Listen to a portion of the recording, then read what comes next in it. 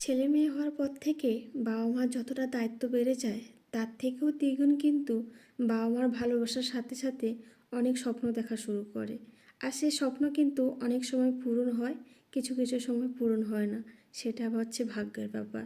চলো আজকে তোমাদের সঙ্গে কিছু কথা শেয়ার করা যায়। তো হ্যালো এভরিওয়ান, তোমরা সবাই কেমন আছো? আশা করি সবাই খুব ভালো আছো। আমার আরেকটি ব্লগে সবাইকে ওয়েলকাম জানাই। দিনটা ছিল রবিবার, আর ঘুম থেকেই উঠেছি ওই 6টার সময়। ওই একটা দিনই পাই রবিবার, ওই দিনটা একটু সবাই মিলে ঘুমোই। কারণ যেদিন সোনায় স্কুল থাকে ওই দিন কিন্তু খুব তাড়াতাড়ি আমাকে উঠতে হয়। যেহেতু আমার একার সংসার, তাই সব কিছু গুছিয়ে তারপরে মেয়েকে স্কুলে নিয়ে যেতে হয়। সোনাইয়ের বয়স যেহেতু এখনও অনেক অল্প, আর অল্প বলাও ভুল, এখন যা দিনকালে পরিস্থিতি পড়েছে, বাচ্চাকে কারো হাতে ছাড়াটাও আমি একদমই বিশ্বাস করি না, জানো। তাই যত দেরি হোক না কেন একটু তাড়াতাড়ি উঠে সব কাজকর্ম সেরে তারপরে সোনাইকে নিয়ে স্কুলে যাই আমি। তারপরে ওখান থেকে স্কুল থেকে নিয়ে এসে বাড়িতে যাবতীয় যা কাজকর্ম থাকে ওটাই করি।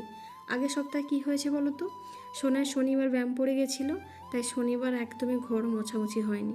তাই আজকে রবিবার দেখে আমি তাড়াতাড়ি একটু উঠেছিলাম, কিন্তু ভেবেছিলাম যে তাড়াতাড়ি উঠবো, কিন্তু ঘুম থেকে উঠতে উঠতে সেই 6টা বেজে গেছে।